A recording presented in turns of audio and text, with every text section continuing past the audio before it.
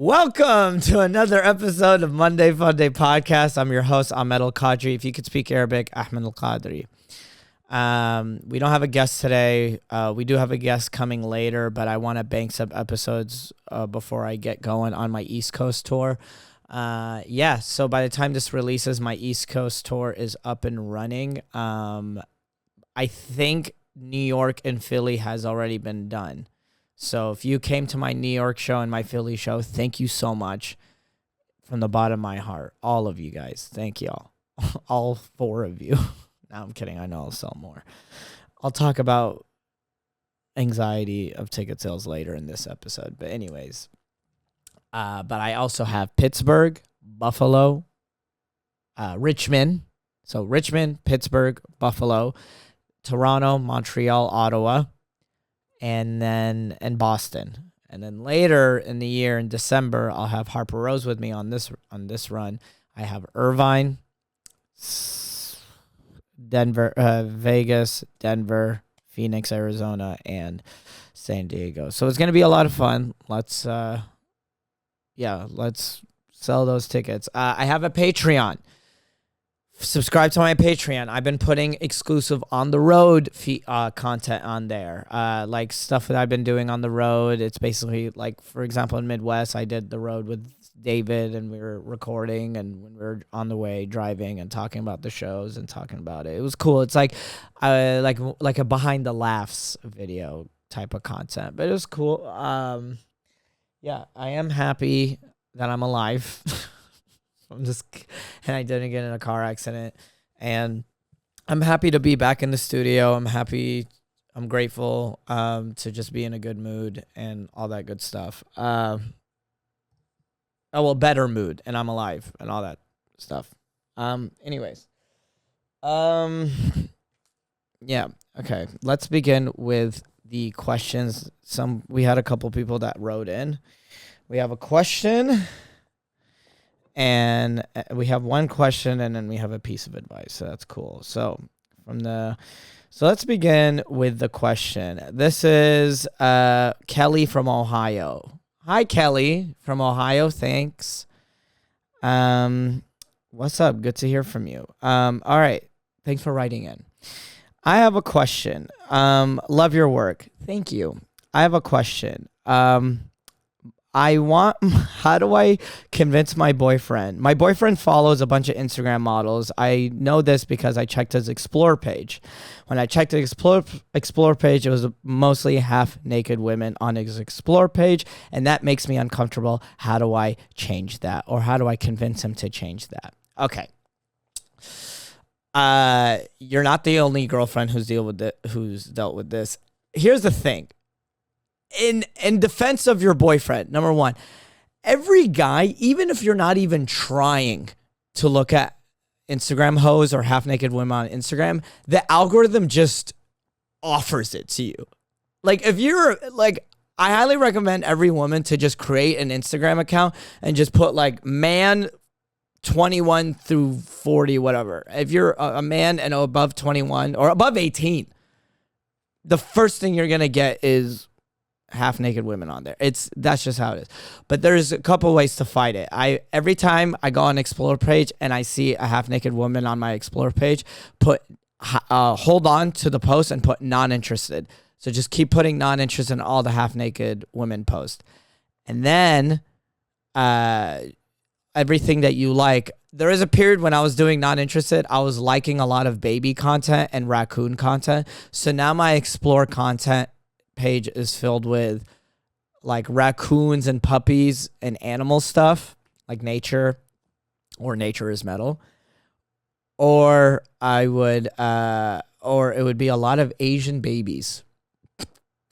A lot of Asian baby content. I don't know why. It's the cutest. Well, first off, Asian babies are the highest form of cute babies. They're so cute. But there's this one, it's my favorite video. It's this little Asian kid. This is a toddler. He gets excited every time he sees a banana. He goes, banana. I love a banana. It's very cute. Highly recommend it. Everybody to watch it. But yeah, I mean, I think that's the best way to fight it. I mean, I don't want to assume that your boyfriend is a perv. Obviously, he finds you attractive. You are his girlfriend, so yeah. But I mean, gosh, like the algorithm.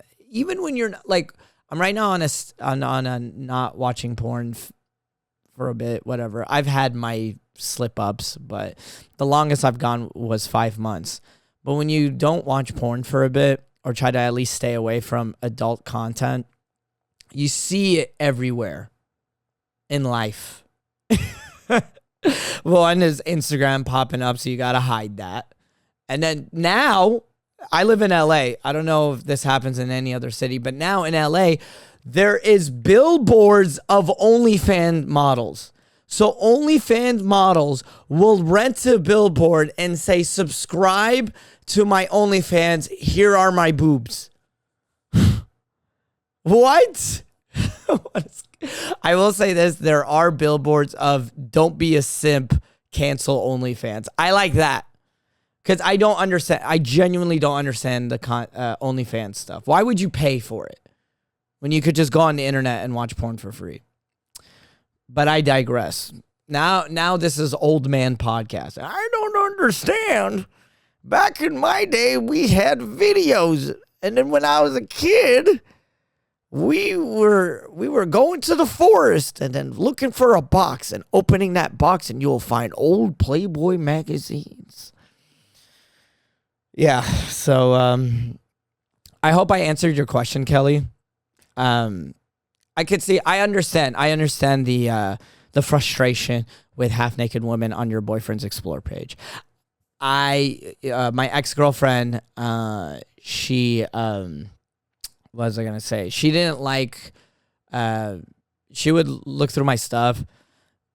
I don't want to get into the details, but there were a point where she went on this anonymous website and she literally tracked through everything I liked and followed. That was a whole thing. But anyways, but my ex-girlfriend, every time I liked a like I was liking my friend's swimsuit photo or a lingerie photo because I'm in the industry. I have friends from all over, and one of my friends, she posted a photo and she was wearing lingerie. She was promoting her rap song.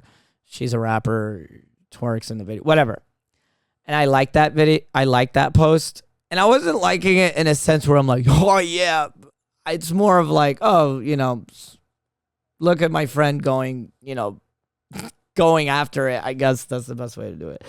And then I remember liking it. And then like 3 hours later, I got a long text message from my ex saying, hey, I noticed you liked this one photo. Da-da-da-da-da. And then now my current girlfriend, I have a girlfriend now. I don't think I've mentioned it on the podcast, but yeah, I'm mentioning it now. I mentioned it on the Patreon section of the podcast, but I guess publicly. But yeah, my current girlfriend, she doesn't have an Instagram. And I was telling her, I was like, there is no point for you to have an Instagram. I have an Instagram because it's my job. I have to post on Instagram. But like, there's no, I mean, I would love to just post and ghost, but I to be honest, like as a content creator, to me, social media is a job. But I was telling her, I was like, there's no point. And she was like, yeah, you're probably right. And she was like, yeah, and she even called herself out. She goes, yeah, if I had an Instagram, I would be looking through your profile, seeing who you're following and who you're liking and all that other stuff. And I was like, yeah, that just creates more toxicity in the relationship. It's like, just, I don't know. And Instagram just, it just brings out all your insecurities, I mean, I understand where you're going through, Kelly. Like, I'm sure he sees half-naked women, and it makes you feel insecure of how you look. It's garbage. I get it. I feel for you. But yeah, tell him to look at Asian babies and raccoons and puppies and cats, and every time you see a naked post of a naked woman, just put not interested. I hope that helps. Just tell him to do that. I think it'll work out. All right. Okay. I think, I got another one. Another email. Okay. This one is this is an advice from Adil. What's up, Adil from Chicago? What's up, bro? Thanks for writing into the pod. Yo, what's up, man? Saw your show in Chicago. You were absolutely hilarious. Thank you. You were absolutely hilarious. And here is my piece of advice I would like to share. I heard this on TikTok, and it was, the person said, if they're not fucking you, feeding you, or financing you, they can't tell you shit. I love it. 10 out of 10. And I think I've seen that same TikTok. If they're not fucking you, feeding you, or financing you, they can't tell you shit. I love that because, oh my God, the amount of criticism people tell you, this goes back to the Instagram thing. The amount of criticism I get on a daily basis. Oh, you're not funny, or why are you joking about this? Or I literally got a DM the other day. Someone goes, you need to go to the gym because you are fat. I'm not fat. I got a little belly. You're getting so big. Yes, you are. You're getting a little big. And that's just self-love. I got a little bit of belly. I look good standing up. That's because I'm sitting down right now. Look. Boom. Look at that. I look great standing up. And I just naturally have a big chest. I bench a lot. But this, when I sit down, that's normal.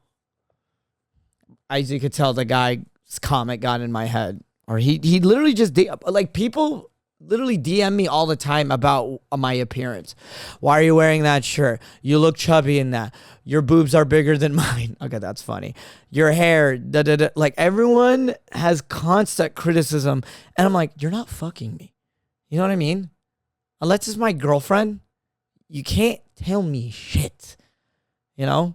If my girlfriend said, hey, I don't like this outfit, I'm like, okay, well, she is the one engaging in sexual activities with me, so I might as well listen to her. You know? But yeah, fucking feeding you or financing you. Oh my God. I think that's more applies to parents. The only person people that finance me. Oh, well, my boss from when I used to be an accountant. But yeah, they can't tell you shit. Be independent. Was it Neo?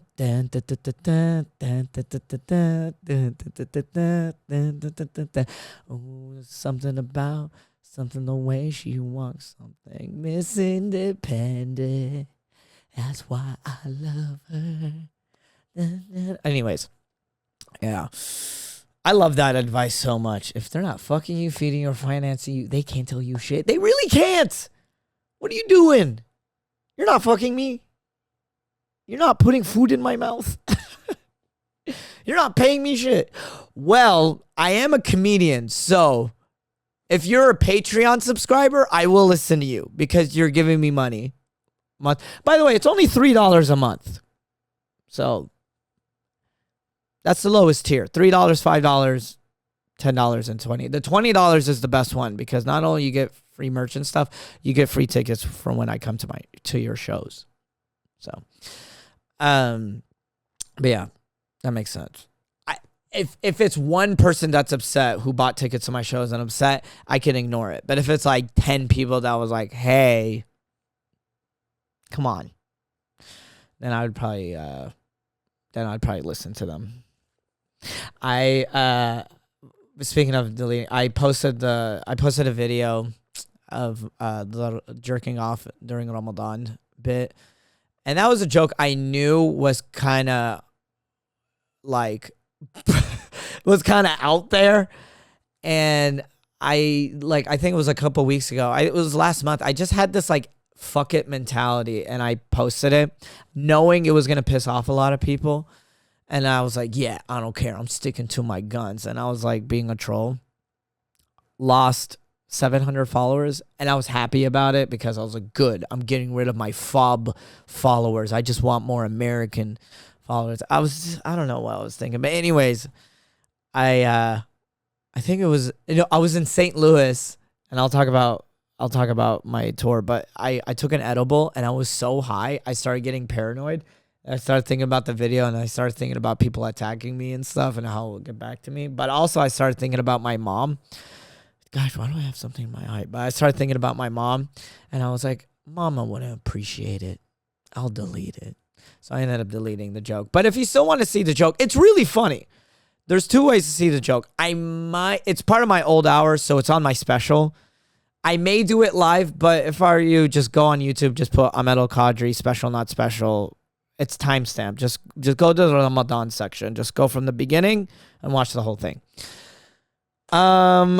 Yeah, so yeah, the questions, thanks for writing in. If you want to write in a question or a piece of advice, just write it in MondayFundayPodcast@gmail.com.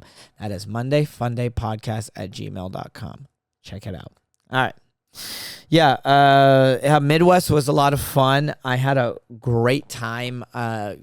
Shout out to everyone who came to the shows in the tour. We hit a 6-city tour. We did St. Louis, Kansas City, Minneapolis, Indianapolis, Chicago, and Nashville. Now, what was I gonna say? The show went great. I want to say St. Louis and Chicago, we sold the most tickets for that one. That was great. But all the shows were awesome. I had a unique moment in every single city. Shout out to my editor, Ann. She let me stay at her place in Chicago. Well, South Elgin, but it's Chicago. Yeah. When we were having shows in Chicago, we stayed. Oh, wait, I shouldn't have said the neighborhood that you live in, and you could blank that out. I shouldn't have said that. But yeah, it was like an hour away from Chicago, but still, shout out to her, and shout out to everybody else who let us stay at their place.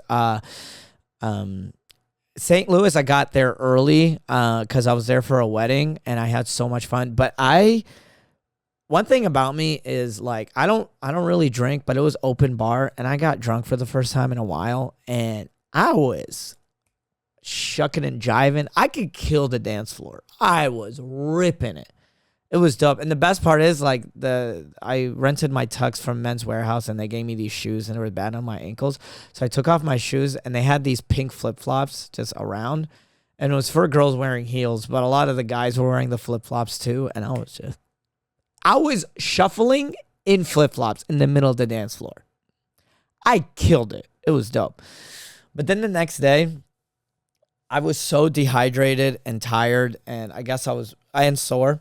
I fucked up my shoulder, and from my neck all the way down to my shoulder was like an immense amount of pain.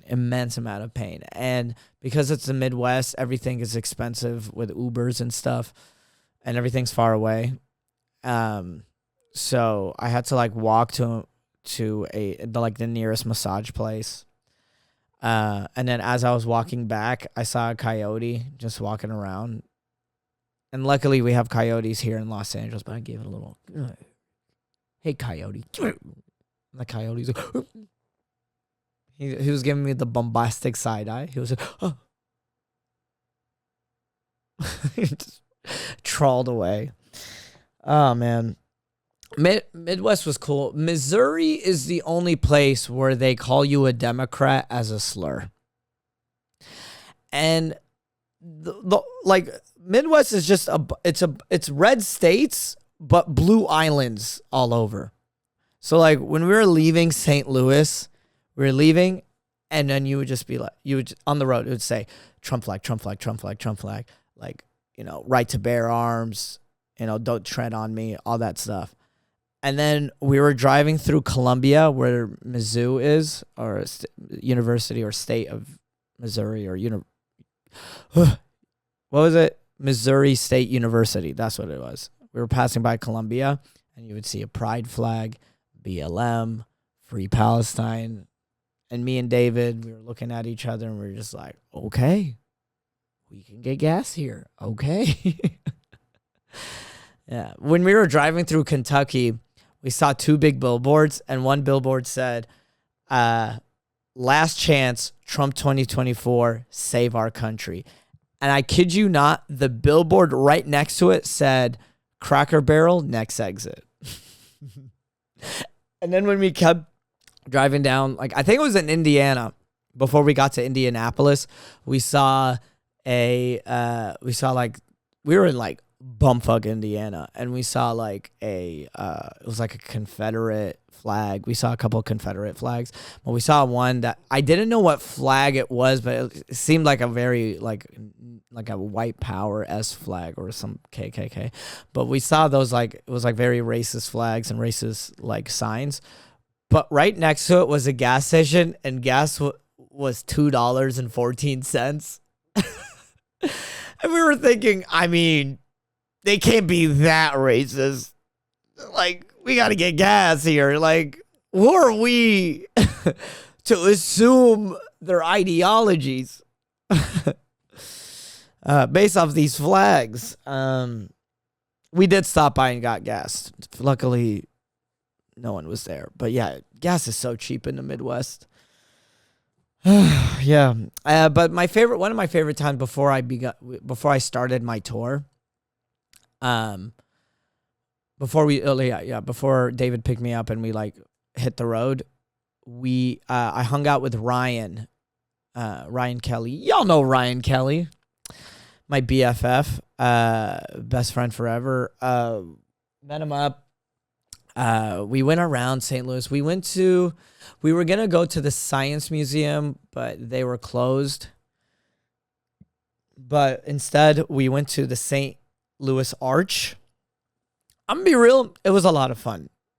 I feel like my old age is coming because I'm 31 now, but I love history and I love learning about like, I love knowing little facts about the world so I could share it mid-conversation, at a cocktail party or something.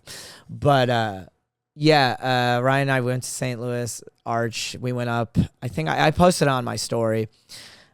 And my favorite was we were walking throughout the museum. We were in the museum walking around, and it was talking about the Louisiana Purchase, the history of St. Louis, but it started from the Louisiana Purchase and in the 1804, and how it was like one of the best deals ever. I think France sold it to America for $4 million. So, and it wasn't just Louisiana that you know and love. It's Louisiana. It's back then it was the Louisiana Purchase was like from Louisiana, but like all the way up north. Like, so this whole piece of land up north, I want to say to like Montana, I think maybe. No, not Montana. I need a map. Where's my map? Let me look it up. To like present day, Louisiana Purchase was from southern part of Louisiana all the way to present day. Oh, Minnesota. Yeah. But anyways, St. Louis was like the arch pretty much represents where all the people, like in the East Coast, not the East Coast, but all the people on the east side of the country were going to the west. So they would start from St. Louis because that's where all the trails branched out. So if they wanted to go to Northern California for the gold rush, they would go that way. My favorite part is like they're talking about history, and they were talking about the Oregon Trail, where it started in St. Louis and they went all the way to Oregon and some parts in Washington.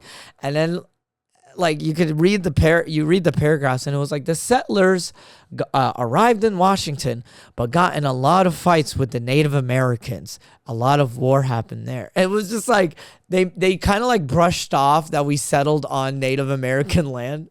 Like that's when Ryan and I looked at each other. We're like, ooh, oh god. It was just the tone of how we read it. It was just like, I don't understand. We went to Washington. We started settling on this new land, and then these Native Americans got mad at us. History repeats itself. I don't understand. The UN or UK gave us Jews this land called Palestine, and then these Palestinians got mad at us. Well, come on. So ridiculous. Anyways, they were talking about that. And then another part of history, maybe I want to bring this up for stand-up, but they were talking about Mormonism, because Mormonism actually started in St. Louis. I think like the guy who found it, it's very generic white name. I think it was like John Smith or Joe Smith, one of those. And they made it legal in the early 1800s to kill Mormons. And they wiped out a lot. Like, they killed a lot of Mormons. It was very mean. And then obviously they killed the lead guy, John Smith or whatever. And then a guy named Brigham Young, apparently he was hooking up with them young too. He was bringing them young, you know what I'm saying? But he grabbed all the Mormons, and through the St. Louis trails and everything, he took them all to St. Louis. Sorry, not St. Louis, to Salt Lake City. Isn't that crazy? So now that's kind of why we have so many Mormons in Salt Lake City, Utah. Now, are you guys laughing throughout this episode? Probably not, but at least they're learning. You know? Yeah. And then we started the tour. David Jackson, shout out to my boy. He's been on this podcast. Check him out. We started the tour. St. Louis was a lot of fun. It was a great show. David's family, who are from like the sticks of Missouri, they came out. They were pretty drunk and rowdy, but it was a lot of fun. We are clipping it up as we speak, so tune in to TikTok, Instagram, YouTube, wherever you digest my content. So clips of that coming soon. And then we drove to Kansas City. I think it was like a 4-hour drive. It was a 4-hour drive to Kansas City. It was a lot of fun. Kansas City was nice, very quiet town. We stayed with his friend Wade. Shout out to him, Wade and his wife, very nice people. As soon as this is an embarrassing story. I just met these people today. This is David's lifelong friend. So David and Wade give each other a hug. I give Wade a hug. Wade, super nice guy. His wife, very sweet person. Anyways, so we go into their house. The first thing they do is they load up a bong, and they're like, all right, let's smoke. So we all smoke, and I haven't ripped from a bong in a long time. And I smoked, bro. David and I, we just finished driving like 5 hours. We got so high. And I was so high. And they had a little like dog, the cutest little puppy. And he was just jumping around.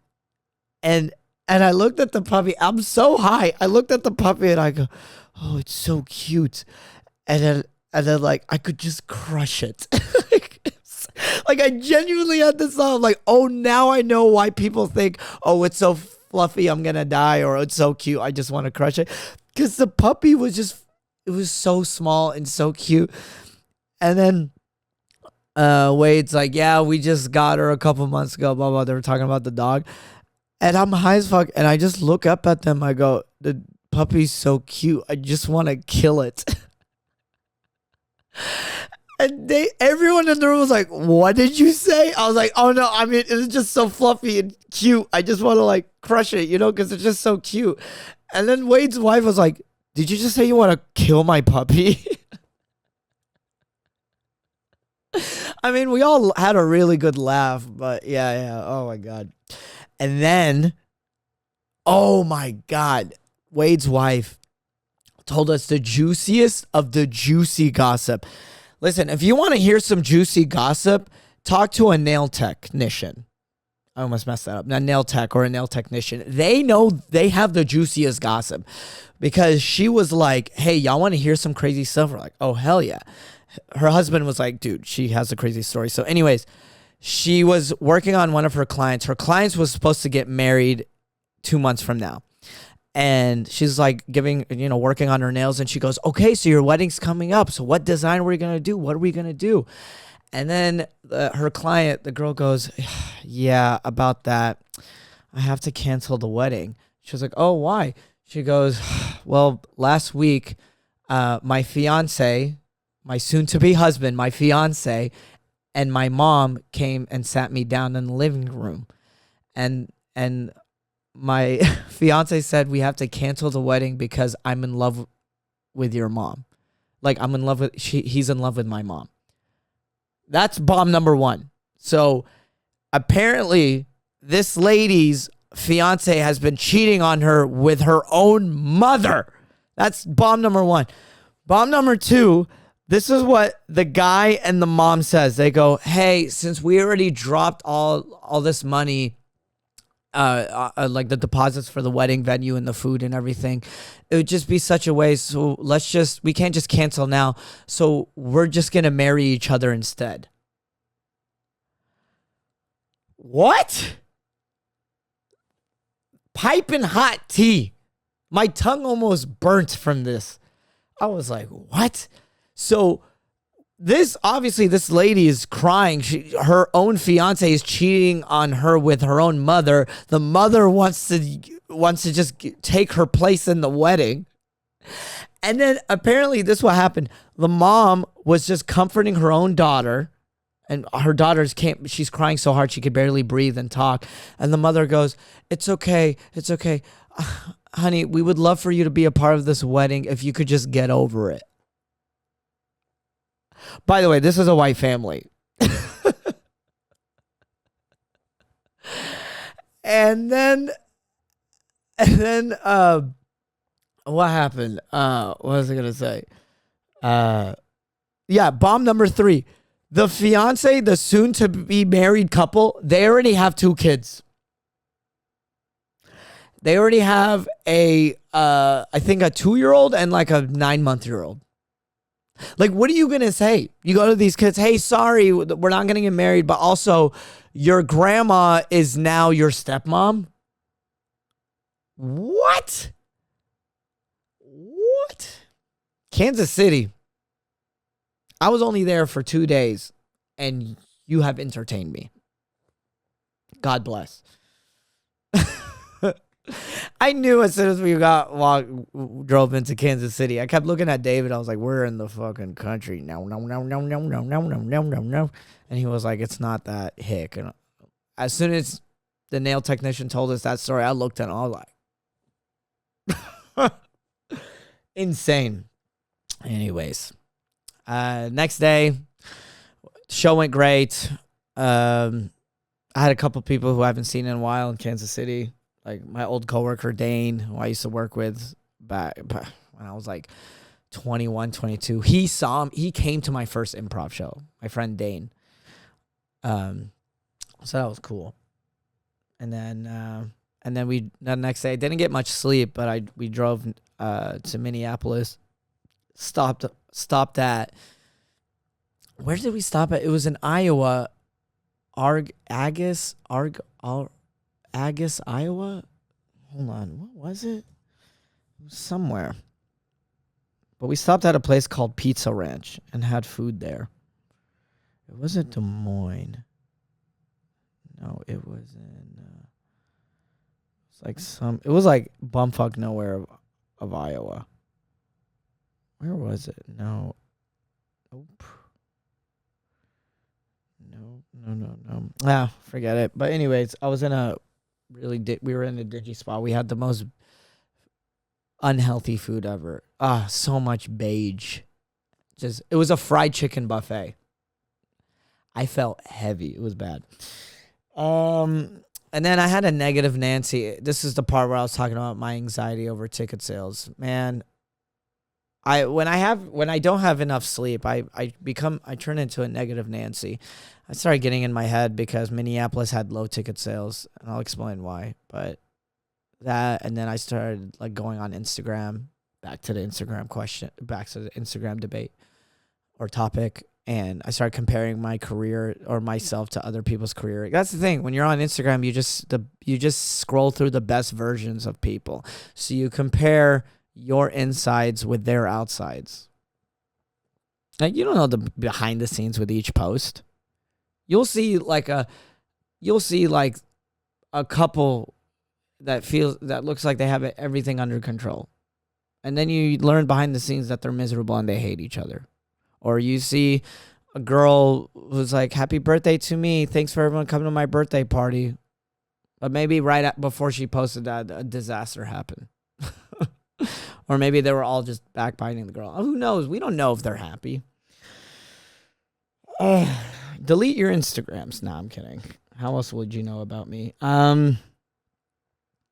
Yeah, but Minneapolis was cool. Minneapolis needs to get their shit together. It's winter season and then construction season. I swear to God, I went there when it was warm. We went there, it was still warm. Dude, I'm not kidding. The road, like, all of it was under construction. The road was like this. It was like up. Like, why is the concrete up? What is it? Minneapolis is a Mario Kart? Is it a ramp? Fly over, get a paraglider through, get to your destination in Minneapolis. I hate the infrastructure of Minneapolis. And then we got to Chicago. Chicago was dope. Chicago was an adventure. We had an adventure. My favorite story in Chicago, I have this new bit about chewing cots and stuff. And after the show, my friend Chris and my friend David, they were like, dude, we want to try cots. And I'm like, I don't know where to get cots, especially in Chicago. Right. Next day, we go to a Yemeni restaurant.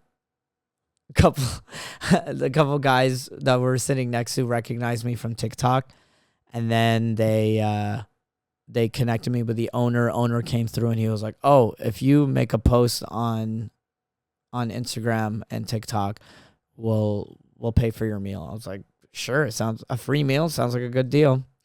Made a video, went well, and then the guys came up to me after and they go, like, "Do you chew cots?" And I go, "Nope." And I pointed at David and Chris. I'm like, "Those two do." And they were like, "Come over." They invited us over to their place. Long story short, one of their other friends invited too many people into D1. D1 is like the living room where Yemeni men chew cots. And they ended up just coming out and they just gave us a whole bag of cots. Yeah. And David was like obsessed. I keep pointing at the empty chair. No one's sitting here. But David was obsessed. He was like chewing cots and driving us to Indianapolis. He's like, "Bro, this is the best. I don't know why it's illegal here. Like, this needs to be legal in America." It's like organic Adderall. Cots, basically, it's this drug in Yemen. It's FDA approved. But no, it's this drug in Yemen where you chew it, relaxes you, but then you spit it out, gives you this like cocaine-like effect. But yeah, it's like Adderall, but organic or kosher or halal. Indianapolis was cool though. Rowdy, but it was fun. It was the Colts versus the Steelers, and I knew that was going to happen. I was performing at Helium Comedy Club, and we're on, I think, State Street, one of the main streets in downtown area of Indianapolis. And yeah, just a couple drunk. I knew that was going to happen. As soon as I saw all the Colts and Steelers jerseys, I was like, watch, we're going to have some of these people buy tickets to our shows, and we're going to have a drunken, rowdy crowd. Lo and behold, bro, it was fun. Like, I can handle, here's the thing. I've been doing comedy long enough, and I've been doing the road long enough where I could handle a drunk crowd. I could handle a rowdy crowd. But the thing is, if it's me headlining, it's not the crowd that's drunk and rowdy, because I know my fan base. It was like if it was just my fan base, it's usually, again, 50%, brown people, 50% others, like white people, Mexicans, black, Asian, everybody. They're just fans. They just like my stuff and they're just fans. Right? And they're usually tamed. They're cool. They're nice. They just like comedy. Right? And then you just had these people just come through and they were drunk. And there was this lady. It was these two white ladies and this guy. And they had a comment for everything. This white lady named Sheila just could not shut the F up. At one point, later at the end at the set, she stood up because I made fun of her, because obviously when you're a heckler, gloves off, I can make fun. I'm gonna make all the jokes I want to you. And she was like, "Yeah, we are old." And she stands up and she's talking about how old women, we're cool, we're fun, and everyone is like, "Shut up, sit down." It was just so funny because this lady Sheila, this older white lady, she just saw the host of the show, who was like, as a Mexican Filipino girl. Then she saw David Jackson, a black man. And then she saw me, a Yemeni guy, and she stood up and thought, I got to make this show about me, which is the most Karen-ass thing ever. Ugh. What annoying. And anyways, Indianapolis was fun. It was rowdy. It was kind of fun. And then we got to Nashville. My favorite part, Nashville was a lot of fun. Tennessee as a whole was great. As soon as we drove into Tennessee, we saw, and I'm going to have Ann post this on the page, but as soon as we drove into Tennessee, we saw a truck that said, Rednecks Support Palestine. Oh, where is it? Oh, here it is. Yeah. Rednecks Support Palestine. And then on the bumper, it says, Stop the Genocide. I told him to roll down the window so I could give him a freaking salute. Just big old dude. Beard. Straight out of Duck Dynasty. It's like, it was dope. He was cool. He was super cool.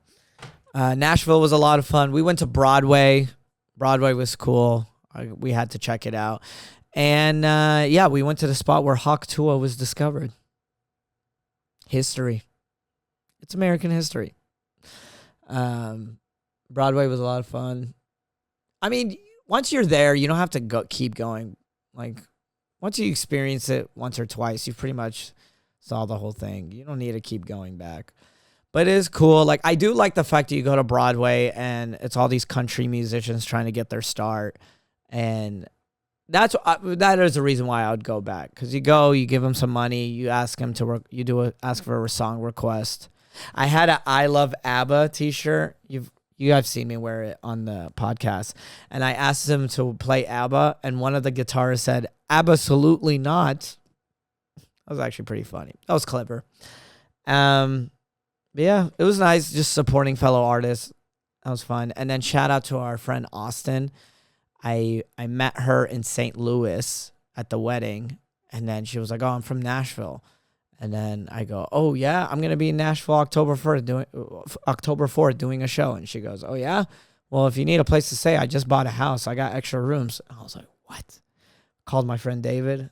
I was like, "Yo, we got some spots." And shout out to Austin. She was awesome, dude. And it was great. David and I just stayed in her house.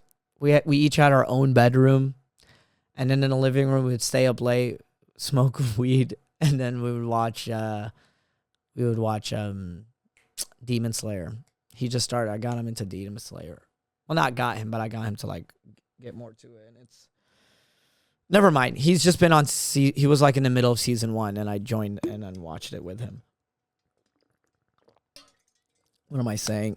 But yeah, it was overall a really good tour. Made a lot of memories. I'm excited for what the East Coast tour will present itself. For the people listening, thank you for coming to the New York and Philly show. I am a bit anxious over ticket sales because there's higher at stake. I already spent like over $1,000 on hotels and lodging. Ugh. And I have 2 openers with me. I have Yesh and Laura, and I'm really excited because they're both awesome people. So I already know we're going to create a lot of memories. But that's the thing. Like, I get in my own head about ticket sales because it's a way for me to break even and make my money back and pay rent and livelihood and stuff. And, but on the other hand,